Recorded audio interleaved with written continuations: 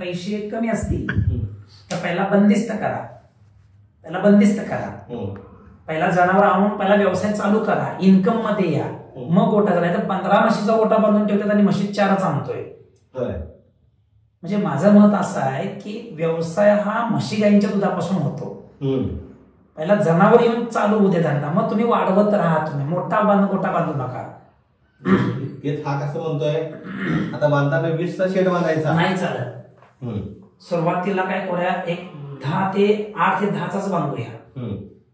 तुमच्या कुटुंब कामगार कोणी ठेवायचं नाही, तेवढंच 5 किंवा 6 जनावर जाऊन घेऊन यायची. 6 जनावर मिल्किंग मशीनवरती सेट करायची.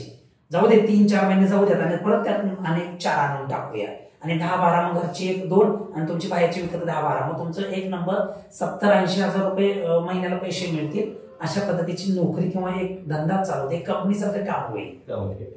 याचं कसं आहे 8-6च करायचं, घरच्या म्हणजे 8 होतात. 8 ठेवून एक भैया ठेवायचं.